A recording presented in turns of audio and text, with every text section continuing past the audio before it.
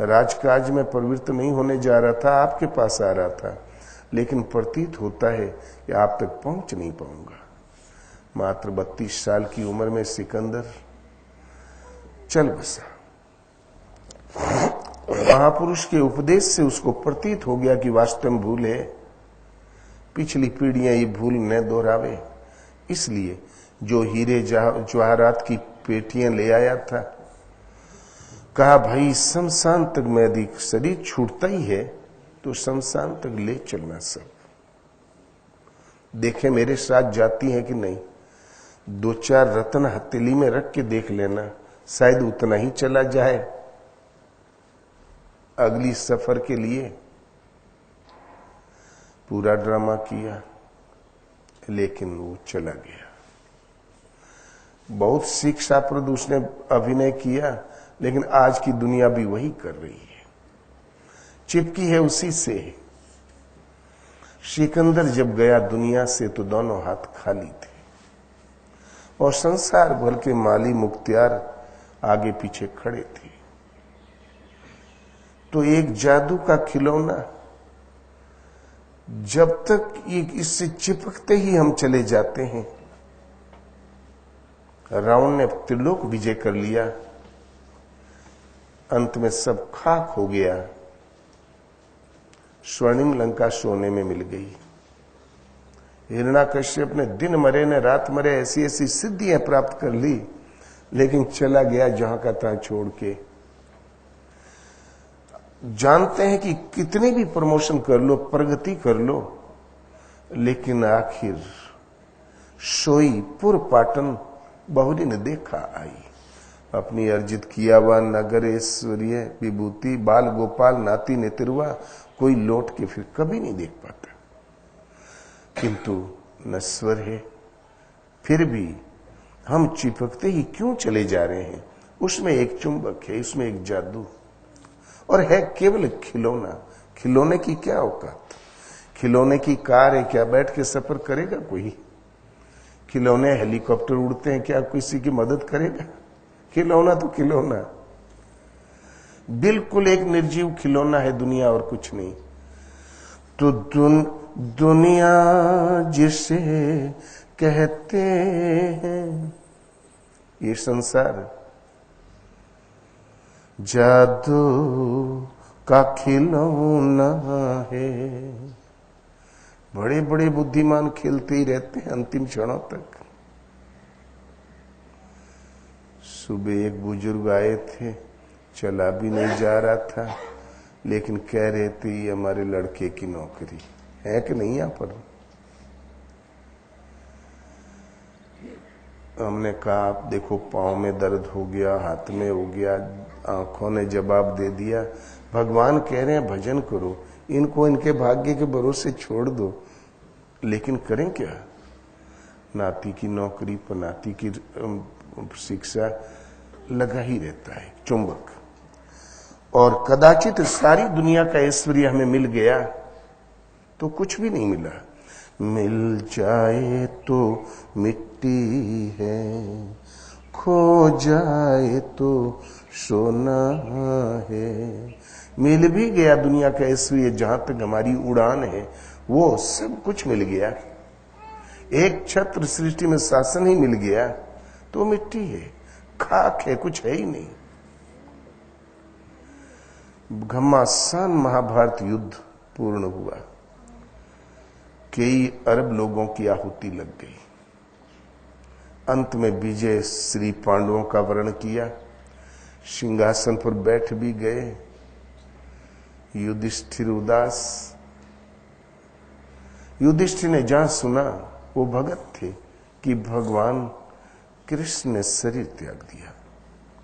सुनना था कि तुरंत सिंहासन से उठ के खड़े हो गए, एक तरफ चलने लगे। सब भाई पीछे लग गए, द्रौपदी पीछे लग गई।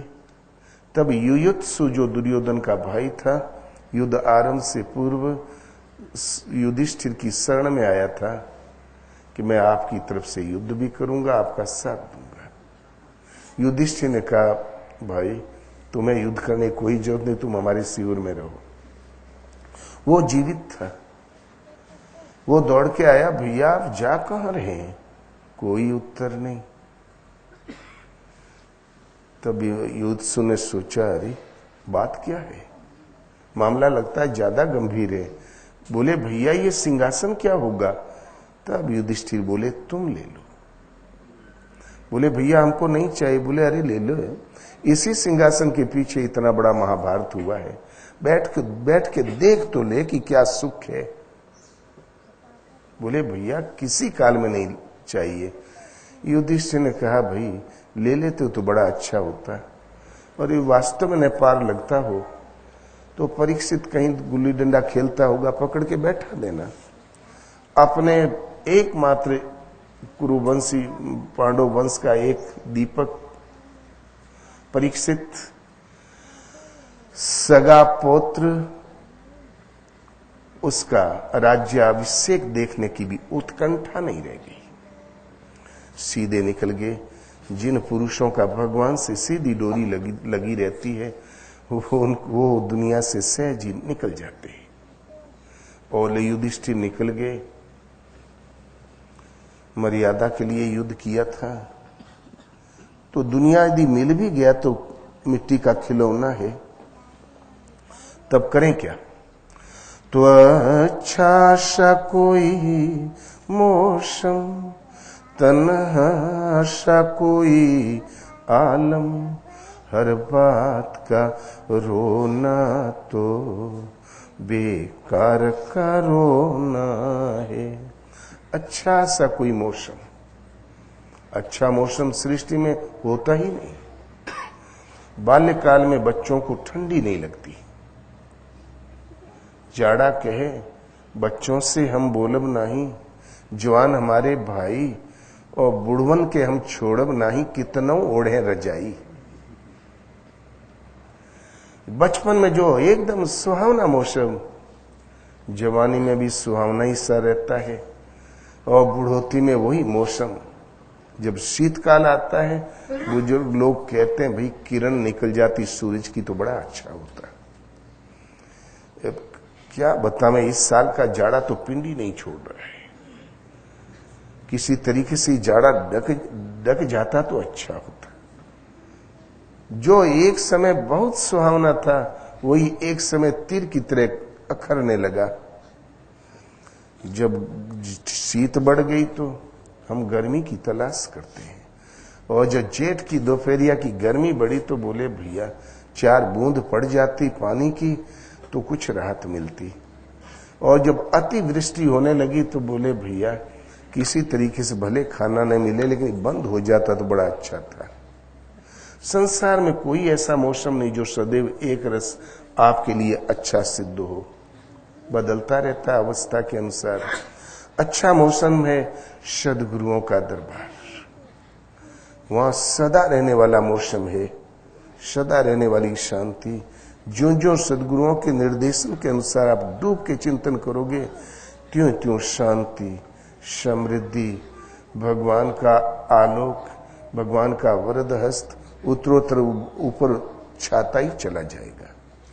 वो है अच्छा मौसम, सद्गुरुओं का दरबार। तो अच्छा सा कोई मौसम, कोई कदाचित कहीं कहीं होता मिल जाए, तन्हा सा कोई आलम। तन्हा माने हमारा तन रहे और कोई आजू बाजू न रहे, और फिर आलम, आलम माने भीड़ भाड़। सदगुरु के द्वारा प्रदत्त साधना में जब हम प्रवृत्त होते हैं तो एकांत सेवन तो अनिवार्य है। शांत एकांत में जब चिंतन में वास्तव में लगी जाते हैं, सने सने सारी देवी संपत्ति उसमें प्रवाहमान हो जाती। एक बड़ी भीड़ भाड़ रहती, सदा उस देवी संपत्ति से घिरा रहता है। ये तब संभव है जब हम तन्हा हो, हमारा तन हो और कोई नहीं, फिर मन में अन्य विकल्प न हो सिवाय चिंतन, श्वास में डोरी भर लग जाए तो पूरी देवी संपत्ति छाई रहेगी। एक आलम है, भीड़ भाड़ है। फिर जब भगवान की देवी संपत्ति प्रवाहमान है तो फिर वहां दुख नहीं होता, रोना नहीं होता,